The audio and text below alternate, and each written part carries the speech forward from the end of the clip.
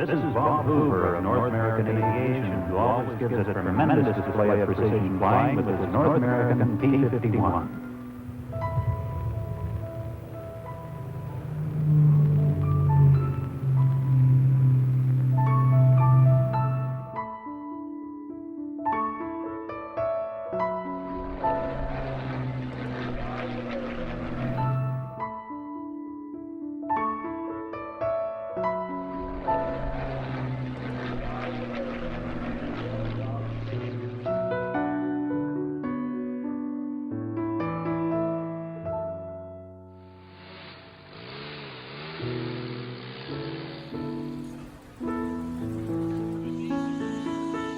Bob Hoover.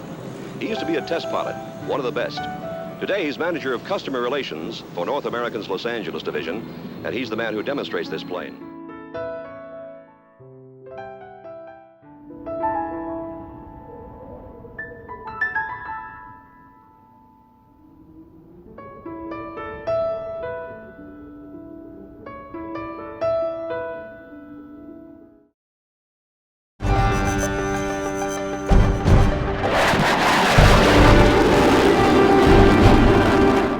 I guess I was fairly apprehensive the whole time that I was flying in combat, and I guess there's good reason to feel that way.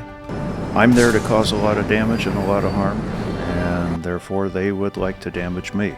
And I was 25 years old at that time.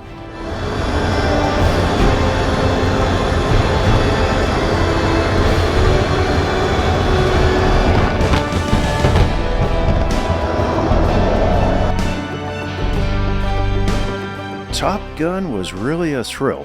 I must have done well in actual combat because at the time I was just a lieutenant junior grade, which is a first lieutenant in the Air Force. And so I may have been the very first lieutenant junior grade to go through Top Gun.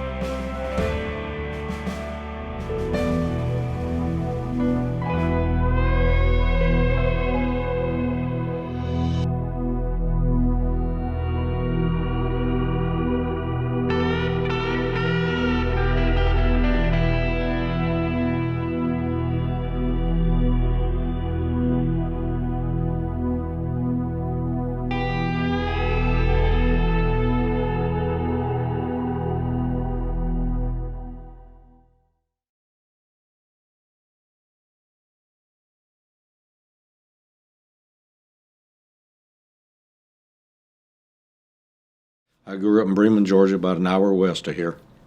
Graduated from high school there. Came to Georgia Tech in 1952.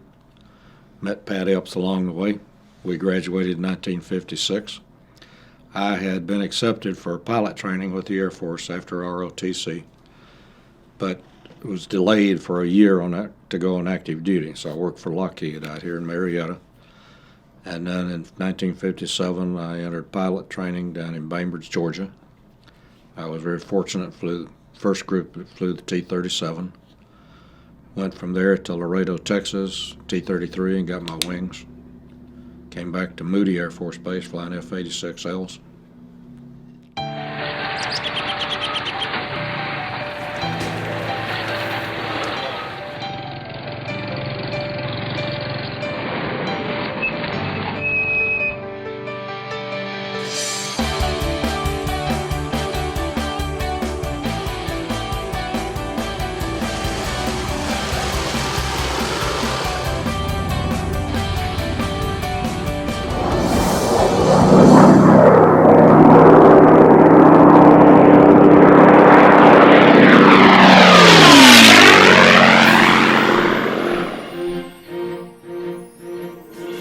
Jim SURSELY from Florida returned from his service in Vietnam, a triple amputee. Well, very fond memories of growing up in Rochester, Minnesota. Great town, great place to be a kid. Spent a lot of time playing Little League baseball, basketball, football, all those kind of things. Had a large family. Always looked forward to Thanksgiving dinners, Christmases together, that type of thing, and just sharing our life together. Well, I joined the Army to be a wheeled vehicle mechanic, to work on Jeeps and trucks. The second advanced individual training I took at Fort Sill was for self-propelled tracks and howitzers, tanks and armored personnel carriers, to do the maintenance work on those. And I'll be honest with you, I wasn't much of a garrison soldier. It wasn't what I joined the Army to do. I felt like I wanted to make a stronger contribution than what I was doing with the 24th Infantry Division in Germany. And because of that, I went down and talked to the first sergeant and said, Top, I'd like to volunteer to go to Vietnam. I've given this a lot of thought. I've talked to a lot of the guys that are in the unit that have come back from Vietnam, and it's truly something I think I want to do.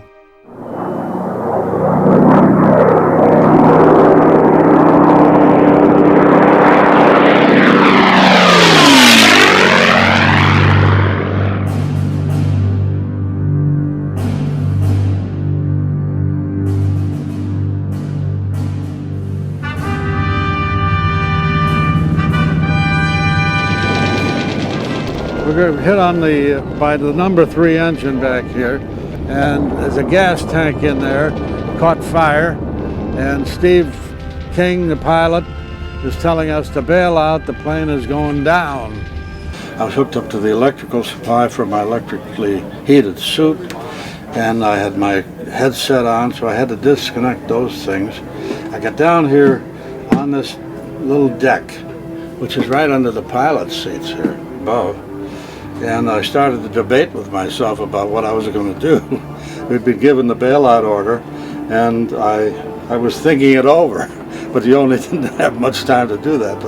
And you're going to do what? You're going to jump out now and let myself fall forward out this way. The plane blew up. One of the gunners was killed, but the rest of us were out of there. We were scattered. The people jumped out at various times. And as I said, 2 guys landed in the wrong place, fell into the hands of civilians who killed them. And Miller, the pilot, co-pilot, was shot to death with his parachute. I just landed in the spot where it happened to be a suburban area, right across the street from a military hospital, and I could see the German soldiers leaning out the window. They're watching me come down. That was nice. I get down. Now what you were supposed to do, you're supposed to hide your parachute. Well, so I hid my parachute. They're all watching me. And 2 soldiers drive up in a car, and they had their pistols out, and I put my hands up. And war was over for me at that point.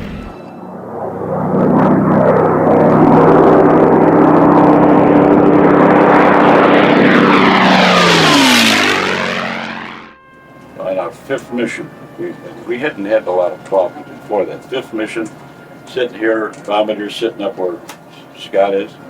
All of a sudden I hear "plock." And I look, the bombardier comes flying off his seat and landed right here on his back. I didn't know what happened to him, What happened was a piece of flak flew through the plastic and it made that sound, "plock." And bombardier's name was Charlie. Charlie, he'd laying there. He said, okay, I think I'm all right, But I mean, that was kind of like, then I knew they were shooting at us. You know, the little things when I just look at that, I just remember that again. That sound. I never forget that sound. Plonk. I remembered that. A World War II airfield encampment recreated at Oshkosh brought back memories still vivid after more than 65 years. Younger aviation enthusiasts were eager to hear about the veterans' experience. You had to bail out, yes. I had to bail out, yes. You did, not me. No, I took his place, actually, that day. Oh, really? But yeah. So I finally forgave him after all these years for letting me I take wasn't his there place. that day. No, I was in the Great Escape Camp for 6 months, and then they moved us to another camp, and finally liberated by General Patton. I saw him in person. So this kind of brings back some memories, seeing this stuff. And look at the chest pack parachute here. Yep. You know, when I wore the chest pack for a long time. Then I had this one mission where we got shot up and dropped out of the formation. And when I got back from that mission, I said, no more chest pack. I don't want to be looking around, where the hell is it? Did you get a so seat I got a backpack. Oh, backpack. So I changed my parachute, and I wore it in and out. From then, every mission I wore the parachute and my armored flak vest from takeoff to landing. For Jack and Don, the climax was a flight on Thunderbird, a beautifully restored aircraft painted in the colors of a B-17 that flew 112 bombing missions in Europe. It takes dedication, hours of hard work, and eye-watering amounts of money to maintain and fly this old warbird. The Lone Star Flight Museum of Galveston, Texas, keeps her flying as a living memorial to the men and women of the 8th Air Force in World War II. I haven't been up in that thing since 1944. Well, Looking pretty good, isn't it? yes, I'm still amazed that these things still fly. For this trip, they chose the relative comfort of the radio compartment located behind the bomb bay.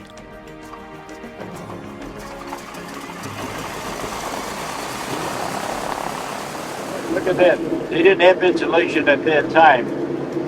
I mean, you said the bare metal. And everything rattled. You couldn't hear yourself think. And it was cold. Because something like this. The bomb bay looks very small. I know, it doesn't. You can see all the way up to the flight deck there, too, right? Yeah. This is really something. Really something. You know, flying again. 66 years later. I can't believe it. Here we go, Jack.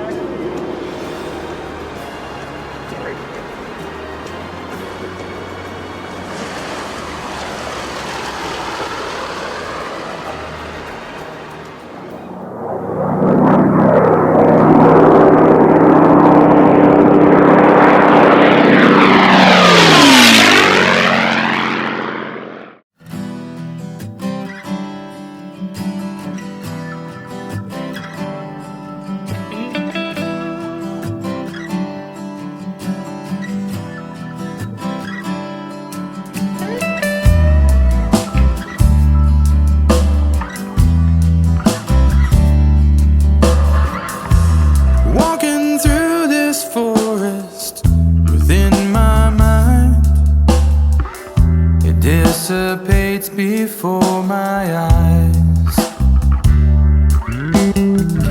buried under endless pavement and concrete. We are truly a band of brothers, of people who are Vietnam veterans, and the people I was with in Vietnam to this day, if they called me up and asked me for anything, I would be right there to help them, because it was an experience that we all shared that it's hard for anyone else to enter into that experience. I stare outside my window, the seasons change. I cannot live here anymore.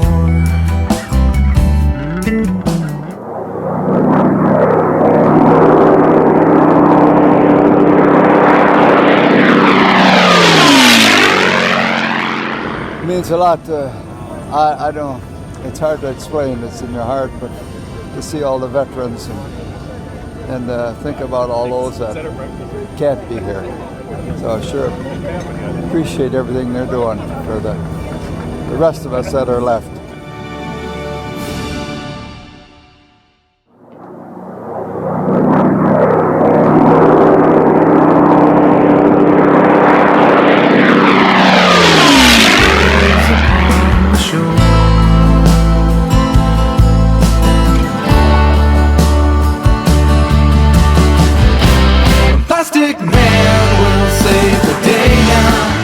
Interestingly enough, the best music in Vietnam came from Hanoi, Hana. We got to get out of this place. Must be something we can do now. Bring down this charade, bring this fool's parade. The legacy we're leaving for our children.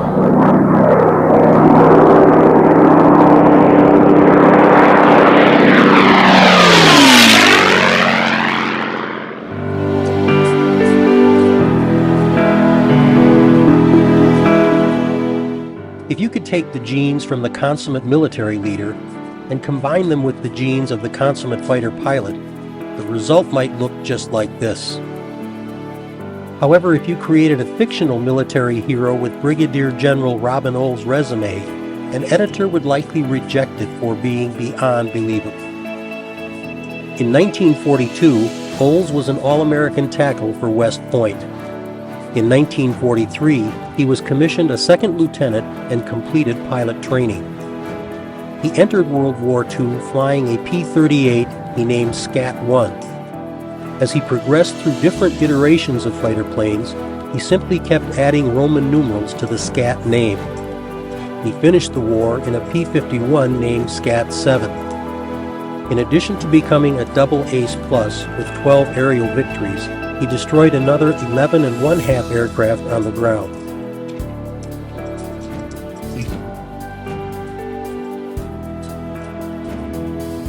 He later became the wingman on the Air Force's first aerobatic jet team. In 1966, he became commander of the 8th Tactical Fighter Wing at Ubon Royal Thai Air Force Base, Thailand. Robin Olds flew 152 combat missions in Southeast Asia in F-4 Phantoms, 105 of them over North Vietnam. He shot down 2 North Vietnamese MiG-17s and 2 MiG-21s. Robin Olds was famous for something else. He never learned to mince words or play politics with the mission of the military, as those in the Warbirds in Review audience learned when Olds described his return from Vietnam. I got home about the last day of September, 1st of October, on a Friday. My family in Washington, and I'm on leave. Phone rang Saturday. Said, get over here to the Pentagon. Chief of Staff wants to see you Monday morning. I said, I'm on leave. He said, it doesn't matter, the chief wants to see you. I said, yes, sir, okay.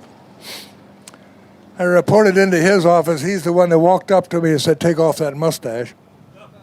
Yes, sir. The next thing I knew, he briefed me, and I'm in the Oval Office of the White House. You know, God, me? LBJ was the president. So I'm sitting on the end of a couch. He's on an easy chair, and his aide, a colonel, Air Force colonel, was sitting on my right. And Mr. President said, welcome home, Colonel. You did well. Thank you very much, sir. Yeah, well, what's it like to be home? That was the weekend that thousands and thousands of hippies marched on the Pentagon. I said, sir, who are all those funny-looking people that marched on the Pentagon yesterday? And I'm going to quote for you folks. He said, I got 240,000 boys over there in Vietnam. When those boys come home, they'll tell the American public what's happening. And I thought, wait a minute. That's your job, not mine. Well, of course, you don't say that. So the best thing I could think of to come up with, sir, I've been home since Friday, been to a couple of dinner parties. No one asked me where I've been or what I've been doing for the past year. In case somebody does ask, what would you like me to tell them? I'm thinking, end of career. He glared at me and then he said, well, Colonel, you tell them, I'm quoting, that we are preventing the North Vietnamese from interfering in the democratic process in South Vietnam. I said, I'm sorry, sir, I can't say that. Well, why not, Colonel? Well, sir, if that's why we're there, I don't want to be the one that spreads the word. Ooh. It was grim for a few minutes, but I hand the man full credit. He let me talk. He listened. And he sent me down the next morning to talk to his chief security advisor in the basement of the White House. We argued for a couple of hours. But this security advisor and I argued. At one point I said something. He said, we can't do that. That'll bring down the Chinese. I said, the Chinese and the North Vietnamese have hated each other for a couple of thousand years. They fought wars against each other. Haven't you read their history? No, he hadn't. So finally he said, what do you think we ought to do? And I said, for God's sakes, sir, mine the harbors, because everything they used came in by ship bottom. Gas, missiles, ammunition, everything, food. His response, when I said mine the harbors, was, we can't do that. That's an act of war. Now, mind you, this was about the 2nd or 3rd of October of 1967. I wonder if he ever wondered what the hell we were doing over there. Now, it was, I maintain we had every reason to be there, but we went about it improperly under the leadership of McNamara and Johnson.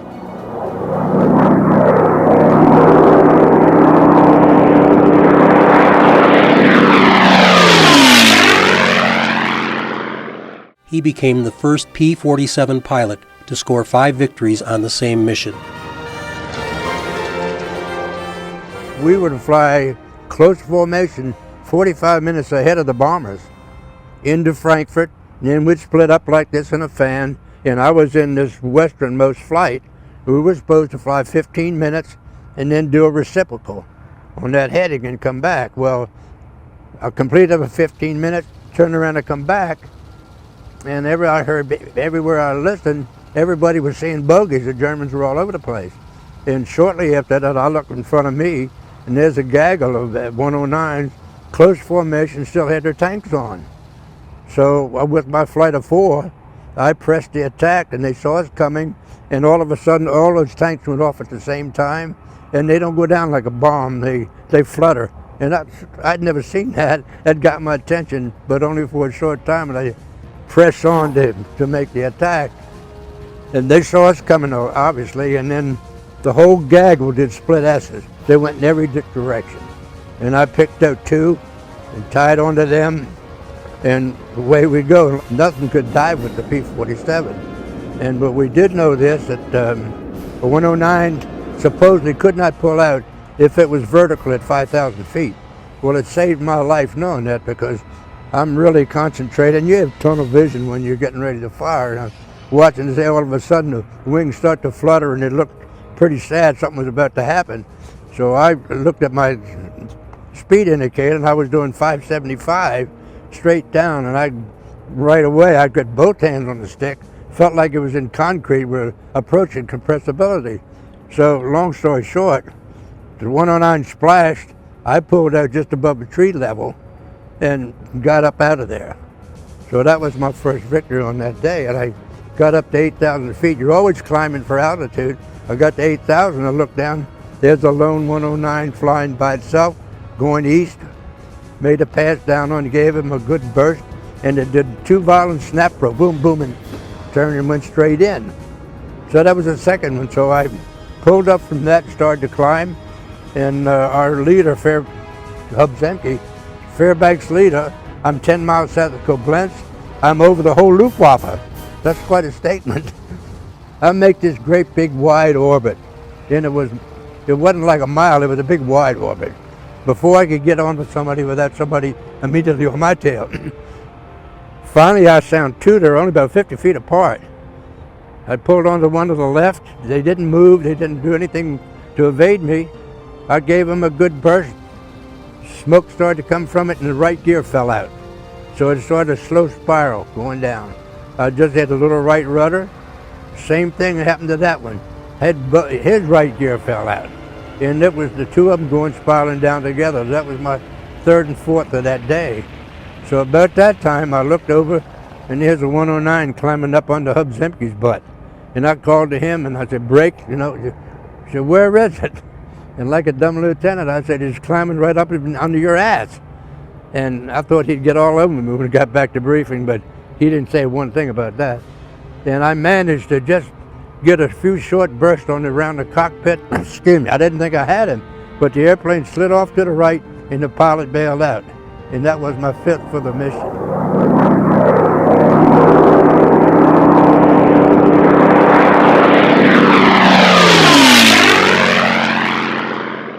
So I came in, I hit the spot, got down on the ground, safe, and here were the true heroes in that. My crew chief and medic looked at me and I said, go get him. And here we're sitting in a minefield, nobody's moving. Everybody's dead or wounded. They start running through the minefield, and they're carrying the patients back to the aircraft. And I'm sitting in the right seat looking out the door, and boom, they step on a mine or set off a mine. And they got a great big guy on a litter, and I think he saved my two guys. The rest of the shrapnel went into the aircraft and him, and then the concussion just blew them up in the air. They land, they put him on the aircraft, and they go back and get the rest of the patients.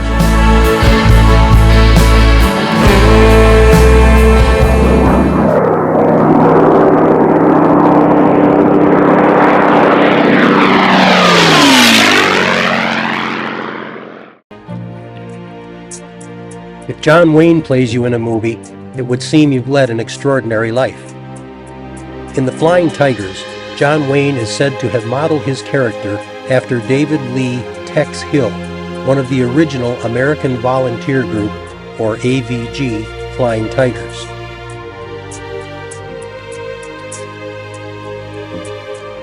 In order to appreciate what the Flying Tigers did, you first have to understand the importance of the task they undertook. In 1937, Japan launched a full-scale invasion of China. Within 5 months, 1 million Chinese people were under Japanese control. By the end of 1937, all of the major cities in China were captured, including Generalissimo Chiang Kai-shek's capital of Nanking. Claire L. Chenault, a retired U.S. Army Air Corps officer, was serving as an aviation advisor to Chiang Kai-shek during the Sino-Japanese War. The Chinese Air Force was non-existent. Generalissimo Chiang and Chenault sought and received U.S. permission to recruit Army, Navy, and Marine aviators and have them resign their commissions to join a contract volunteer force to defend China. The AVG Flying Tigers were born, and Tex Hill was one of its original recruits. China is a vast nation, and it valiantly fought on against the Japanese, even though there were 2 million Japanese soldiers in China by 1941. But in May of 1942, China nearly capitulated. Its supply lifeline was the 717-mile Burma Road, which ran from Lashio in Burma to Kunming in China. In May, the Japanese overran the American, British, and Chinese forces in Burma and completed the blockade of China. Soon, the Japanese 56th Division, the vaunted Red Dragons, were pouring up the road into China with only one remaining obstacle, the Salween River. An expansion bridge across the mile-deep river gorge had been destroyed by the retreating Chinese. But the Japanese had gone down to the river and already had a pontoon bridge under construction. That set the stage for one of the most memorable aerial combat missions in history.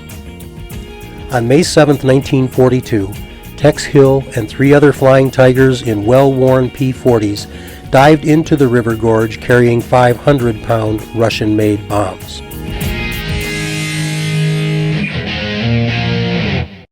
I led that mission on the 7th of May, 1942. So,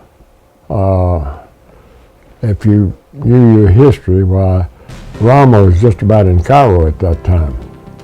Now, the Japanese had plans to go into India. If China had collapsed, the Indians would have turned on the Brits and slaughtered them like pigs. And it's conceivable that the Japanese and the Germans would have linked up across India and Africa, and we'd have had a different situation in the world. We probably wound up with some sort of negotiated peace, because we didn't have the atomic bomb at that time. Of course, that solved everything, but that was almost 3 years later.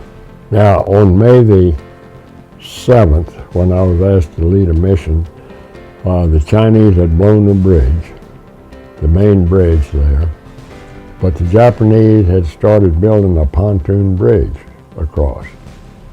So I took a force of 8 planes. 4 of us were Navy guys that come out of a dive bombing squadron. We were loaded up with these big Russian bombs of 550 pounds roughly, and some frags on the wings. And I got up there and I saw that that pontoon bridge wasn't all the way across. Where that road winds down, that gorge is about a mile deep, and the road is cut back into the mountain. And so I was lucky enough to hit the road above with a bomb and knock the edge of the road off. And when I hit above it, and I had a landslide, they could shovel it off, and wouldn't be any big problem. But when I knocked the edge of that road off, now they got to excavate back into that mountain, and that's rock, you know. But anyway, it blocked them, and for 3 days, they had no place to go. I mean, we slaughtered these guys. I don't know how many people we killed there, bombing and strafing them for 3 days. I don't think people have ever really understood the significance of that Halloween mission. And now the people who were involved in that do, but none of the historians have really picked up on it and understand that this could have been an entirely different world, you know, if that mission had failed. What put you on a track to go into ROTC and then into the Air Force? Is that something you wanted to do since you were a kid, or when did that kick in for you? Well, growing up during World War II, formative years, I heard about these guys, Flying Tigers, running around China, strafing trains and doing things in the big raids. And I thought that must be really neat. I'm Colonel Bud Anderson, and I'm going to do you might say, a walk around on a P-51B Bravo airplane. This particular airplane right here is painted exactly like my airplane was painted in World War II. It's been restored by Jack Roush, and he's done a marvelous job of restoring it. And one of the main features, of course, is the Malcolm hood, which is quite a modification on the P-51Bs and Cs. Bs and Cs had what we call a birdcage canopy, and you opened it like this over the top like that, and of course it had slats on the thing, and of course when you're looking out, the damn slat is right there by your eye. And so these were marvelous improvement for a pilot to look around in aerial combat. Well, when you did a walk around in the morning, you usually came out from operations and walked out to your airplane. Your crew chief would meet you somewhere in the area, and then you'd go over the paperwork and sign the Form 1A, the maintenance records on the airplane that the military kept at the time. and discuss anything about the airplane if you wanted. Of course, this was my own personal airplane, and I knew it very well, and I had a wonderful crew, ground crew.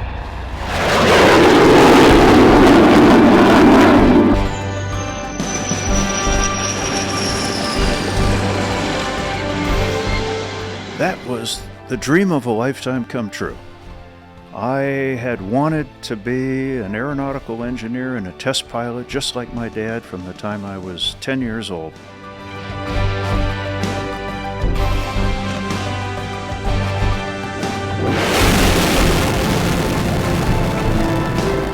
STS-27 was my third launch, and it was only the second launch after the Challenger accident. We were a top secret, classified Department of Defense mission, so to this day, if I told you what we carried, you could never leave this hangar.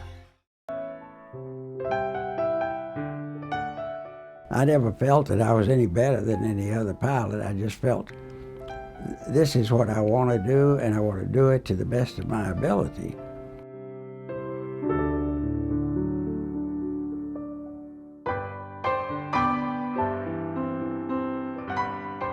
If you're interested in or involved with aviation, you'll likely know something about Robert Anderson Bob Hoover. Yet he did so much and touched so many during his long life and career that even his admirers might be surprised at all that he did.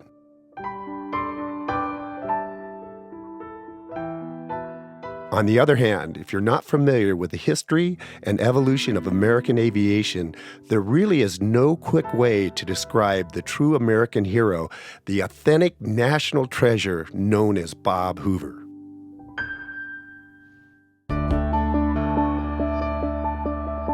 The immortal aviation pioneer, Medal of Honor recipient, and Air Force General, Jimmy Doolittle once called Bob the greatest stick and rudder man that ever lived.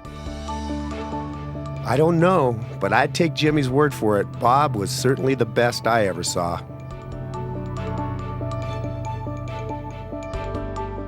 But there is no Bob Hoover elevator speech. I can't tell you he was the first pilot to solo across an ocean nonstop, or a combat fighter ace. He wasn't the first pilot to exceed the speed of sound, or to walk on the moon.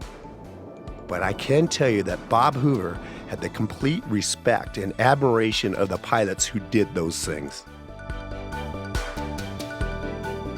They knew that Bob Hoover not only possessed a transcendental gift for flying airplanes, but also a set of core values that invariably drove him to do the right thing for his fellow pilots, for his employer, for his country, for aviation.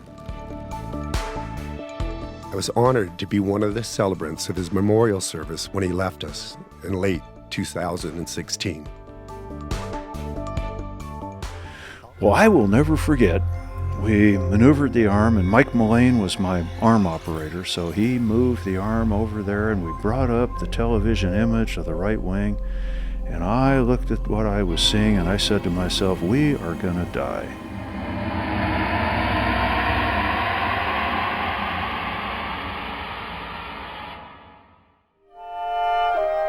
Jim SURSELY served as a mechanic and machine gunner on an armored personnel carrier with the 17th Armored Cavalry, 196th Light Infantry of the Americal Division. After 4 months in country, his leadership qualities brought him a promotion to vehicle commander and squad leader. I was honored to be selected to have that position. I enjoyed what I was doing, but I wasn't sure if I wanted to spend any more tours in Vietnam with what we were experiencing at that time. I did truly enjoy the military and love the life. 10 months into SURSELY's tour, everything changed for him. And I mean, it was a routine day like many others that we had a daily operation, search and clear, sweeping villages to make sure that they were clean of either NVA or Viet Cong looking for weapons, that type of thing. And as it got on towards evening, we were looking to pick a night logger position where we could set up for the night, stay there overnight, and then continue operations the next morning. When I came off the track, I went out to get some equipment on the perimeter of the area we set up on and stepped on a landmine.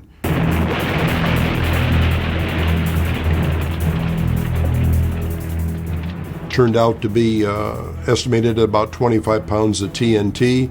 It traumatically amputated both of my legs and my left arm. I got on the dust-off helicopter and went to the hospital just about like you see me now. The amazing thing about what happened that day was it was an all-powder explosion. There was no shrapnel to it whatsoever. It was not contained or encased in metal. That ball of flame cauterized my arteries and kept me from bleeding to death. Never lost another drop of blood from the explosion on, and laid there on my back while the medic worked on me and never lost consciousness. Actually carried on a conversation with our medic before the dust-off helicopter got there. I don't remember much of the helicopter flight from the explosion on. I remember getting to the 95th Evac Hospital when I first got there. It was a very quiet day. There was no need to triage me because they had plenty of staff available to work on me. I came in and out of consciousness during that 3-day period of time while I was there because I had troops from my outfit came up to visit, and I remember the conversations I had with them. Nobody came up and felt sorry for you. I mean, even 24, 48 hours after my injury, I actually had guys come up and say, "SURSELY, you look like crap," you know. I mean, that's just the way Vietnam veterans treated each other. That was the nicest greeting you could ever get if they addressed you in that manner. So just the fact that they were there to come and visit, know that you were severely injured and you were going to move on to someplace else was a real heartfelt expression on their part, and it was taken that way too.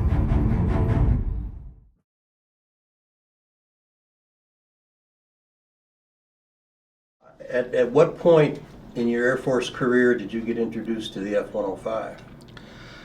I was in graduate school at Southern California in 1965-66. And while I was there, I was thinking I'm going to miss out on this war because I had a lot of friends that already had assignments. But I received an assignment at the time before I finished out there for the 105.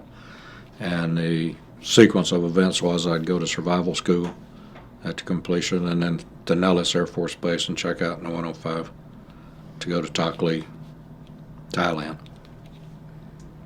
So when you were at Nellis, how often did you get into Las Vegas? Surprisingly, I didn't go down there as much as you'd think during that time. We were pretty busy. I went out a few times to make sure I wasn't going to win any extra money.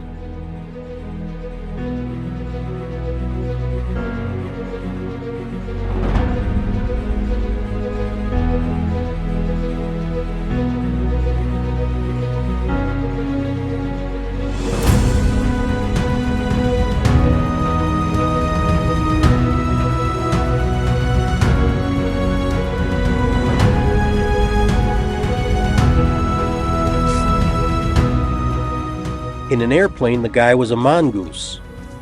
It's hard to believe if the only Bud Anderson you knew was the one on the ground. Calm, gentlemanly, a grandfather, funny, an all-round nice guy. But once you got him in an airplane, he's vicious. Shot down 17 airplanes. Best fighter pilot I've ever seen.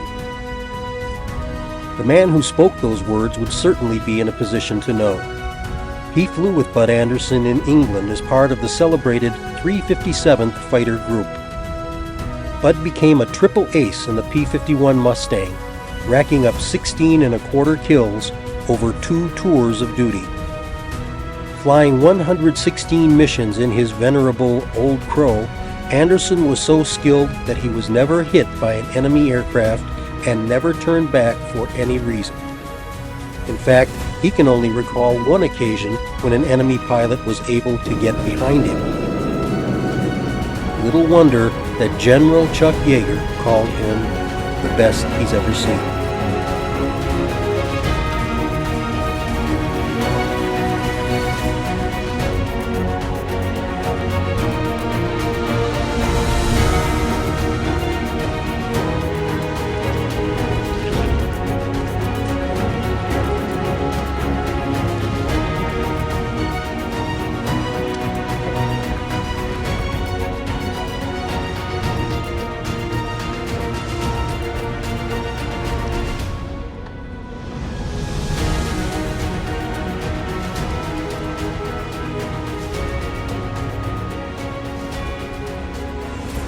There were 30 years of continuous service for this soft-spoken farm kid from Central California, including some of the most dangerous post-war flight testing done by the Air Force. Commanding a squadron of F-86 jets in Korea, and 25 combat missions in F-105s during the Vietnam War. To understand Bud Anderson, you have to understand just how much flying means to him. And he won't try to tell you that.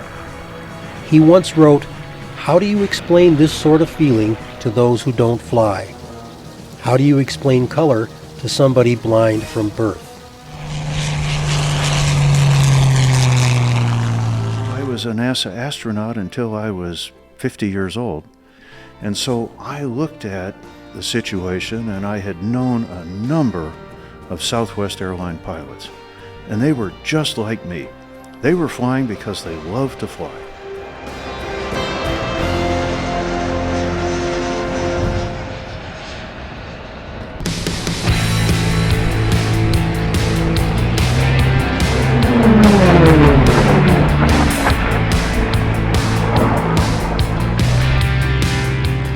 Well, there's a lot of piloting that goes into it, a tremendous amount of piloting that goes into it, because you're going to wind up passing other airplanes. You're going to get in a duel with another airplane that's fairly closely matched.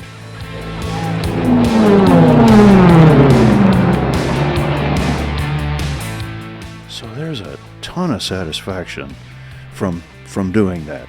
And hey, let's just talk about the racing itself. It's fun to fly low, but it's dangerous. And so the only time I fly low is at the Reno air races. But watching the ground go by you at 400 and 500 miles an hour is pretty darn thrilling, because it's really scooting on by. And that's fun. That's really fun.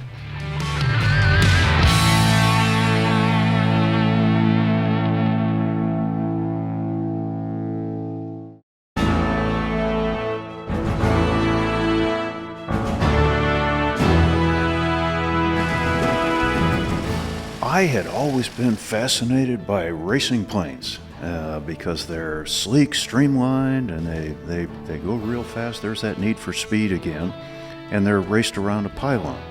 And so I determined that I could break the existing altitude record for altitude and horizontal flight for that category of airplane. And in fact, I did that in 1991.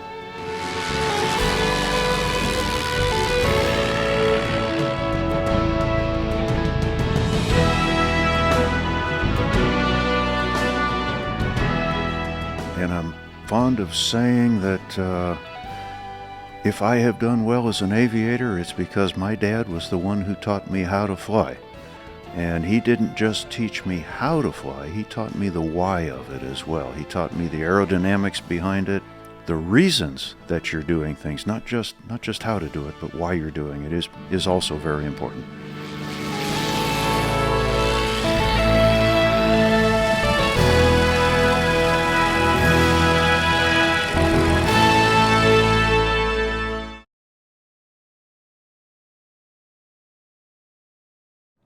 Tell me as much as you can remember about your journey to Vietnam. How did they get you over there? Did you fly an airplane over there, or did they ship you some other way? Just tell us about going to Vietnam and your first impressions of being there. Okay. I left from Fort Walton Beach, Eglin Air Force Base, in the end of March of 1967. I flew commercially to San Francisco and then up to Travis Air Force Base, where I was on a military contract flight that island hopped to the Philippines, Clark Air Base, and I went through jungle survival school there for about 10 days. And then I flew again on a contract flight to Bangkok, and then on a military airplane, C-47, the old Goonie bird, up to Tak Lee. And what do you remember about stepping off an airplane for the first time? I had a very memorable introduction. The fellow who was the ops officer for my squadron and the one that became my flight commander subsequently, said, "Welcome to the 354th, the highest loss rate squadron in Southeast Asia." I said, "Yeah, what a good deal." And about a week later, I went up and met with the wing commander who welcomed the new people, and he told us that in 2 years of operation, the track record was in the 100 missions or 1 year tour, you had a 50-50 chance of being shot down. If you were shot down, you had a 50-50 chance of being rescued. Welcome to the war. I flew all of my combat missions, 116, with 480 hours and 20 minutes of combat flying without a single abort for any reason whatsoever. That's pretty remarkable, actually. Having said what my combat record was, 116 missions without an abort, leads me to my crew chief story, which I like to tell whenever I can. You know, I think you could imagine yourself being a crew chief of an airplane, World War II. Your pilot's doing the fighting and the dying, and you're back here maintaining that airplane, and you know, if you're the crew chief, that's your airplane, and you're a part of it. And when that guy gets a kill and puts it up in here, that's your kill too. The guys were very, very supportive and wanted to do their part. Just incredible. And the story I like to tell, my crew chief story, is about my second tour when I had a P-51D Dog, the classic model over here, and it was camouflaged in this dark green camo completely, just about like this airplane here. And it was my second tour, and Otto Heino had been promoted to tech sergeant, and crew chiefs were staff sergeants. So he had a flight of 6 airplanes to oversee, and so he handpicked a new crew chief for me, Mel Schooneman. And then, of course, the third member of my crew was Leon Zimmerman, who was my armor. All 3 of those guys were my crews during World War II, and also during my P-39 training. So as the story goes, in my second tour, I have the completely camouflaged D, and I think it was in November of 1944. I remember it was snowing over Germany, and snow had hit the night before, and I mean a big time snow, and all of northern Germany and northern Europe was in dense snow. And I looked down. We used to fly in the fingertip 4, a leader and a wingman and a element leader and a wingman. And I looked down against the, here's a nice white surface right here with the flying on 4. And at this point in time, we weren't paying too much attention to the paint schemes. And we had all green ones, we had all silver ones, we had some that were in half camo and half silver. And I'm looking down at this snow, and which one stood out? Well, of course, the dark one stood out. The camouflaged airplane stood out. So I made a mental note to talk to my crew when I got back to after the mission. When I landed, I got them together and I said, you know, it's snowing over there, and I'm going to finish my tour in the winter. Whenever this thing is laid up for heavy maintenance, would you please de-paint it, take the camo off of it and make it a silver paint scheme. And I put it to them on a tactical basis that it might save my butt. But frankly, you know, I had another reason. That was one reason, but I kind of thought the all silver airplanes looked a little cooler than the all commode airplanes. So I told them that, and I thought it would take, you know, 2 or 3 days to do that. And I did tell them, when it's laid up for heavy maintenance, please repaint the airplane. So I went in, and I was the operations officer, and I decided that I wanted to fly the next day, put my name on the board, and went home and forgot about it. Next morning, after breakfast and getting the briefing, come out, I grabbed my chute in operations, and I walked out to my revetment. I'm the closest. My revetment was easy walking distance from operation. I had my parachute over my shoulder, and I climb up over the revetment, and I standing there looking down, and here's my Mustang sitting there in gleaming aluminum. And I was really quite flabbergasted. You know, I thought, wow, did those guys think I gave them a direct order to do that? And then I looked at them closely, and I noticed their hands were raw. You know, the skin had been pushed off of them, and they'd been rubbing, and there was a little bit of blood on them. And it made me feel really, made me feel like hell. I said, I wonder, did these guys think I gave them a direct order to paint that thing right there? And then I thought about it a little bit, and I thought, no, you know, they wanted to do that. That was their contribution to the war, and they wanted to just please me however they could. And I just can't say enough about the crew chiefs of the world.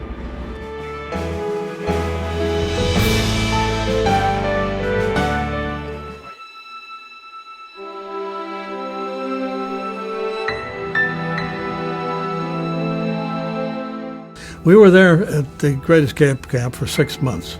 I got there 3 months after the Great Escape occurred. So there was talk about it, but we didn't know it by that name. All we knew, though, was they shot 50 officers for trying to escape. And there was no way to get out, because as the Great Escape proved, the only 3 guys out of the 76 that got out of the tunnel in the Great Escape escaped and got away, and they were Europeans, every one of them, 2 Norwegians and a Dutchman. I'm glad that I had a chance to fight for my country. I'm glad that I took the chances that I did. I was a foolish kid. I wanted to fly. I wanted to be in combat. I changed my mind when I got there. And as I realized that the enemy is shooting back at you with real bullets. But the point is, I think that I'm glad for what I was able to do. I would do it again.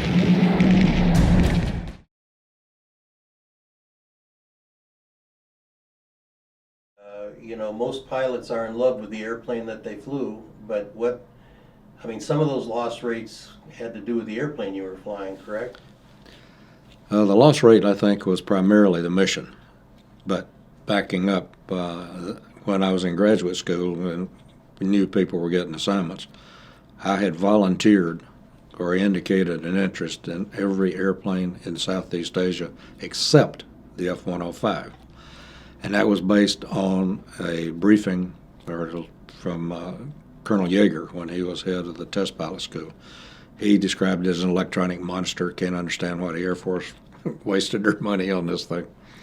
So I was not particularly happy when I got my assignment. But by the time I checked out in the airplane and started flying it, I started to really like it. By the time I left to go to war, I won't say I was in love with it, but I was proud I was flying it. And the more I flew it, the prouder I was. But our mission, since we only flew in North Vietnam, made us extremely vulnerable. We didn't have much, milk runs. Maybe on a bad weather day you'd do a recce down in Route Pack 1 north of the DMZ. And that was pretty easy, but I was on my 47th mission and 31 of them were in the Hanoi area. I'd already beaten the odds 2 or 3 times. I was not going to accept that I could not do what I really wanted to do. Time and time again, throughout his life, Bob's resolve to speak and act according to his own conviction put him at odds with authority and often in very real physical danger. At the same time, that determination had everything to do with his greatness as an aviator and an American.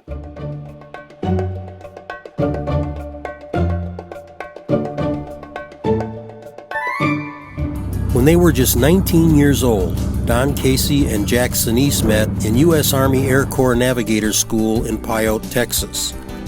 They were deployed to Europe together with the 379th Bomb Group in February of 1944. When Jack Sinise was removed from his airplane to be trained as a lead navigator, Don Casey took his place. On June 18, 1944, Don was on a mission deep into Germany. It was his second mission in Jack's airplane and his 28th combat mission overall. Soon after leaving the target area, Don's plane was shot down and he and 4 of his crewmates became prisoners of war in Germany.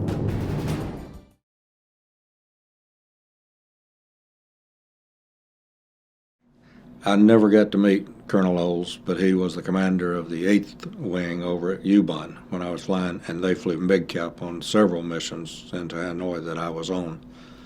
But I did not meet him personally until after the war. So, obviously your missions were into dangerous territory, and I've read that,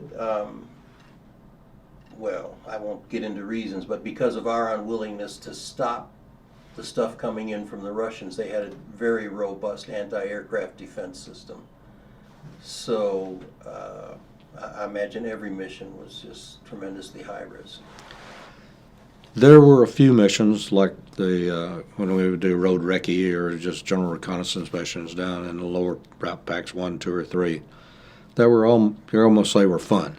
Get out and roam around and see the countryside while you were doing it. But yes, when we went into the Hanoi area, the expression was when you got up there, your ass belongs to Uncle Sam. Put those bums on target. And there were some missions that everything is there. We went in, at the time I was there, we'd make run-ins at low altitude, around 1,500, 2,000 feet, to try to stay out of the radar for the SAMs and the radar guns. Therefore, small arms fire was a risk that you had to avoid. But yeah, in the pattern that we flew, we'd pull up to about 14,000 feet and then come back in on a dive.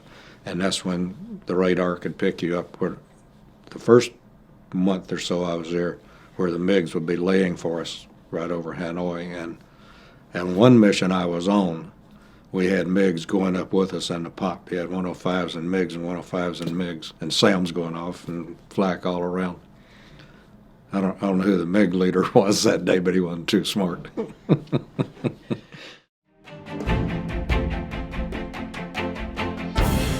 I think we've got storm clouds over Europe and I believe someday we're going to be in a conflict of war, and if we are, I want to be out there fighting. And if I accept the commission here, I'll have an O in my wing shield, and that means observation pilot, and you cannot fly combat. And I had wanted to be a fighter pilot in the worst way. And so I asked him, I said, "Sir, could you get me an assignment to flight training so I could be qualified for combat?" And he said, "Well, of course I can." Bob had vision problems all his life. He wore fairly thick glasses for as long as I knew him.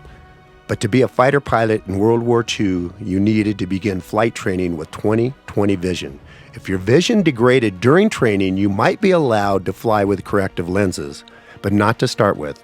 Once again, Bob's gift provided the way around an obstacle. The flight surgeon who would test his vision had seen him fly. And he said, "All the Air Guard pilots tell me how skilled you are." And he said, "I want you to pass this exam, but I'm concerned that you're going to have to work awful hard to get it." So he was trying to clue me. "Sergeant," he said, "I've got a a couple of things I've got to do in my office. And when I come back, I want you to read that bottom line for me. So he gave me about 30 minutes to memorize the letters and 2 lines, the 2 lower lines that I couldn't read. It's sort of an interesting thing. I went through the same flight training as a cadet did. And when we graduated, I was still a sergeant. And all the rest of the people were officers.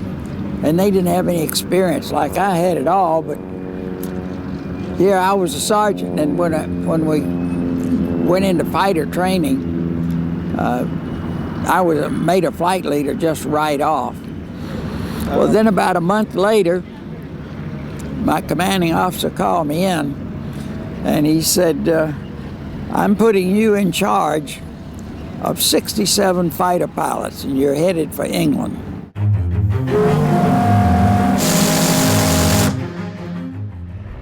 And we did carry bombs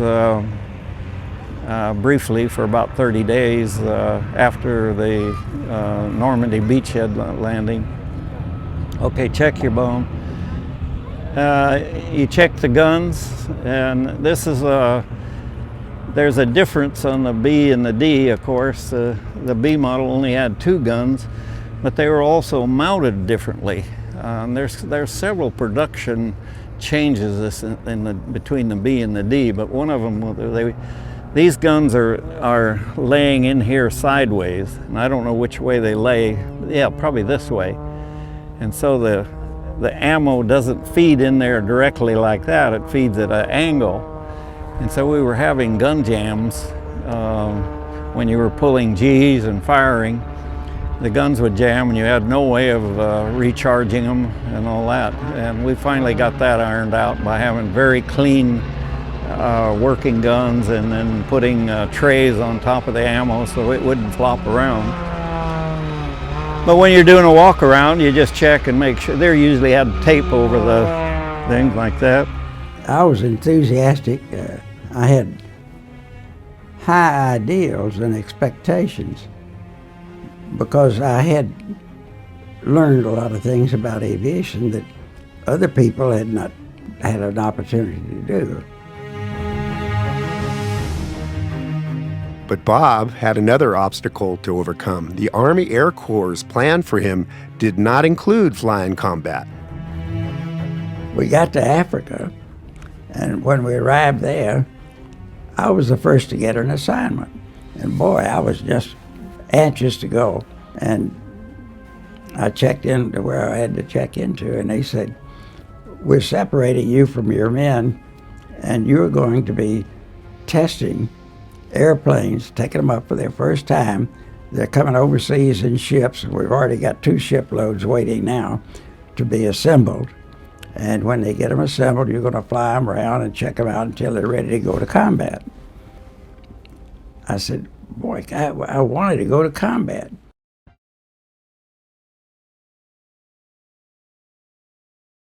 Oh, you could almost watch a gauge drop. I used to laugh. Said, put your hand on the floorboards, you could feel it going by. I'm trying to think. Typical fuel consumption was probably about 3,000 gallons or pounds an hour. The afterburner jumped to a little over 6,000. So you didn't do that unless you meant it? No. The best I did, I guess I got it about 1.3 or 4. But that's an interesting story if you want to put on. Yeah, go ahead. I'd love to hear it. We were on a mission on Sunday afternoon in a railroad yard just northeast of Hanoi across the Red River Bridge there. And my flight leader, we were the number 1 bomb flight, and there was a flak suppression flight ahead of us, and the number 4 guy there had been hit and was going down under the clouds. We had about a 2,000 foot level layer.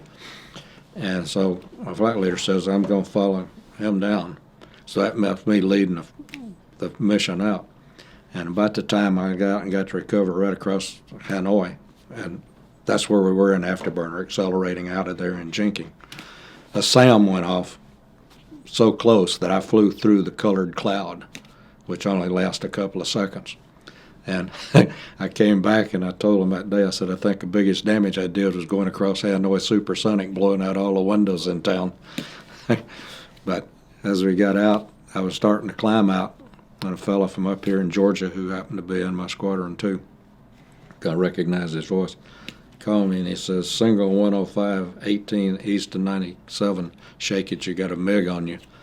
So I did a split S right down through the cloud layer, pulled up, and when I did and looked out, there was a mountain ridge on either side of me out here, at least 500 feet higher than me. And I came back out of there rather subdued, to say the least. And I remember I got back and went through debriefing. And intelligence at that time, if you had a tough mission, they'd pull out this bottle of bourbon, old Overholzer, I remember, and they'd give you a shot. And I threw that one down, and I started telling him about the mission. He pulled us, "You like another?" And I said, "Yeah." And I says, "Can I have another one?" I had my third shot of bourbon. We got through the debrief, and I looked at my watch. It was about 5 minutes till the evening church time. And I went down to the chapel. I knew this Methodist minister was down there, and I leaned up and right up in his face. I said, "It was a close one today, but he got me back here." I said, "You think I'll be okay here?" He says, "You'll be glad you're here. Come on in." But that was probably my most exciting day, other than being shot down.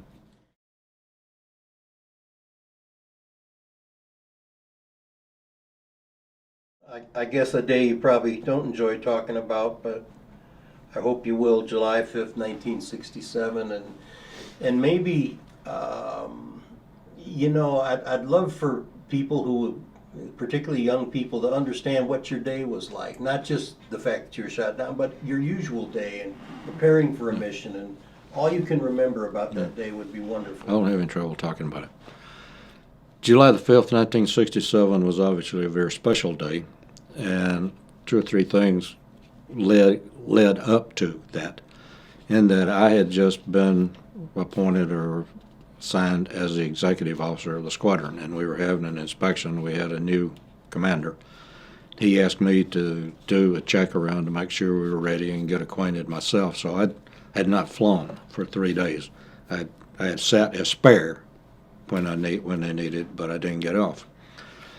And I remember on the night of the 4th of July, I wrote a letter home, and I said, "Well, I missed the fireworks again today, but Fergie promised me tomorrow for sure." And sure enough, I went out on the afternoon mission. I dropped that report off on the commander's desk and headed out. And later on, talking to people in Hanoi when we were together, almost without exception, all of us acknowledged there was something different about the way we felt that day. We couldn't put our finger on it, but it wasn't like a normal day. And I kept trying to think the whole time, what have I forgotten? What did I do or not do, or what? And as it turns out, obviously it was that sense, I guess, of the impending, what was imminent.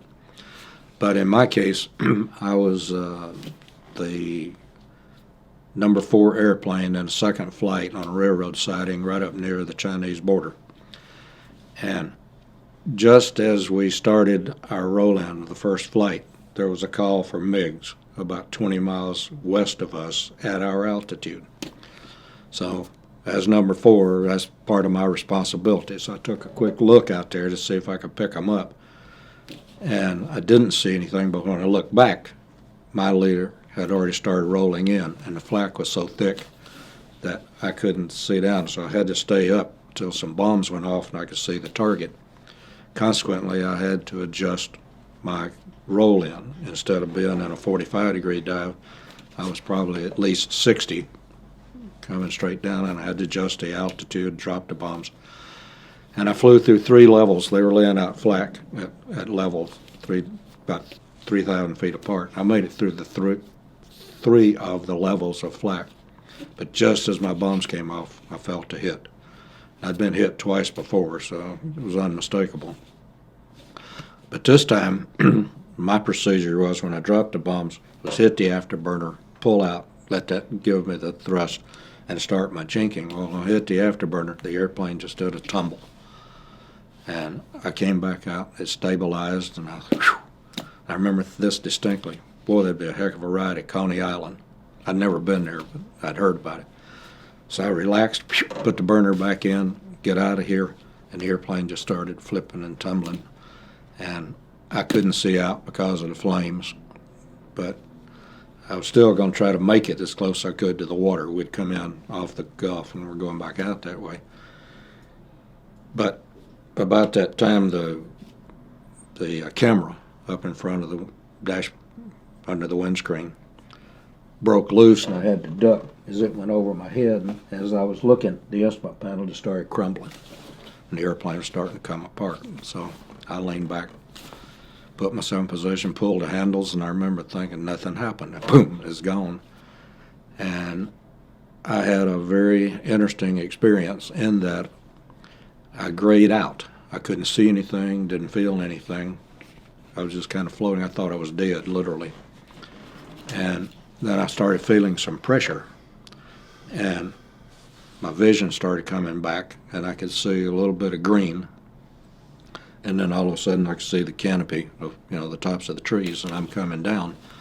And I looked up to see if the canopy was open, and it was just starting to blossom.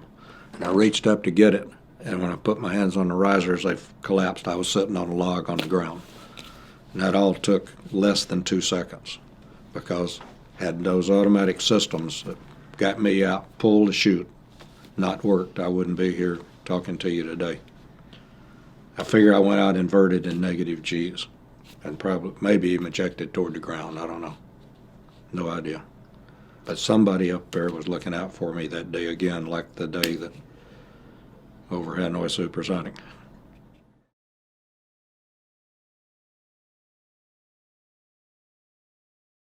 You're not any place you want to be. Well, the first thing, obviously, that I did once I was on the ground, sitting on the log, my emergency beeper was going off. Get that off so I can talk. But I couldn't get up to it. I couldn't get it cut off. I didn't think. I realized after the fact that I had, because 2 others had been shot down, and their beepers were the ones that were going off, blocking things. But I made an immediate call. Told them I was down safe. I'd check in an hour. That's really optimistic. But sitting on the log looking down was kind of ironic. I looked down and looked at the tree.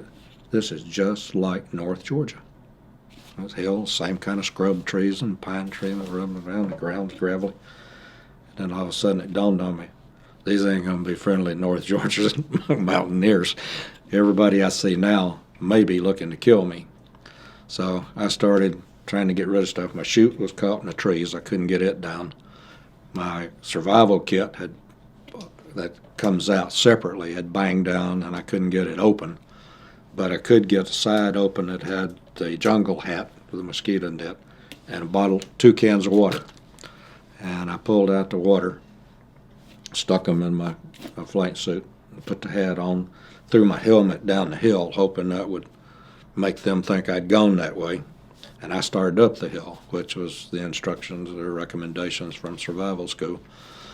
And as I got to almost to the top of the hill, and I could see a path out here that I was going to go to, and I hesitated just long enough.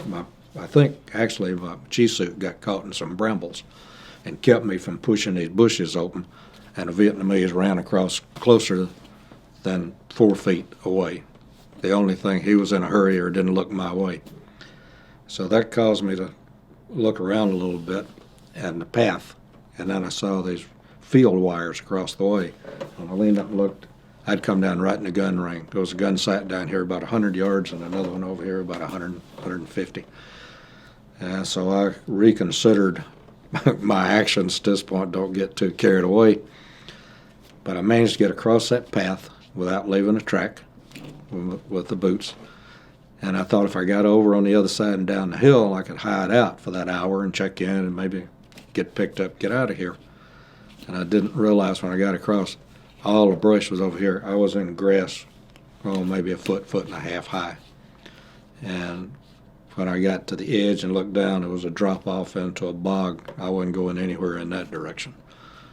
So I sat down and opened one of the cans of water, and at that point I was so thirsty I didn't think there was enough water around. I took 2 sips and I thought it was going to come out my ears, all the psychological, the shock effects. But I managed to drink it, forced it down, threw the can away, and about that time I heard voices that were gathering up over here along the trail, and they were pointing and talking, and I'd heard some shots and hollering back and forth. They'd obviously found my parachute and helmet, and so they'd eliminated that side.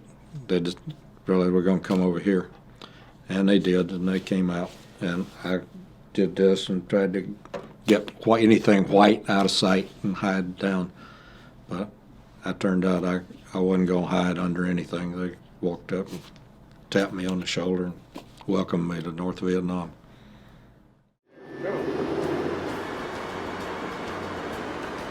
To be a fellow navigator with Jack and to be able to share with him the ground experience there at flying. We weren't the same plane, but at least we came back, we flew missions, we came back from missions, we shared our experiences, and we tried to keep ourselves busy so that we didn't go crazy between missions, because the mission flying was tremendously stressful, and you had to say, well, it's not going to happen to me, I'm going to keep going. And that's the way we survived the war. So when I didn't come back that day, and Jack is there waiting for the crews to come back, and we didn't come back, I'd asked him when I finally got back from the war, Jack, what was on your mind that day when we didn't come back? He said, well, I had to be philosophical about it, and he did. Somebody comes in the barracks and said, Steve King and the boys got shot down. It isn't that you break down and cry or anything like that, because you've seen it happen, day after day or week after week before, and it happens. But you're just kind of at a loss, but at the same time, could have been me.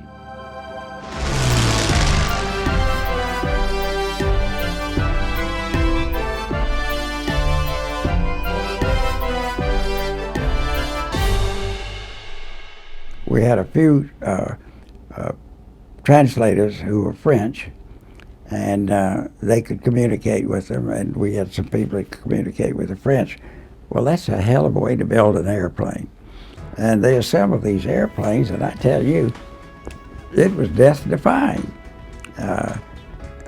Every time I flew, there'd be something wrong drastically, and I'd have to fly the same airplane sometimes 6 or 8 times to get rid of all the squawks, to make sure that it was ready to go into combat. That was with P-40s and P-39s.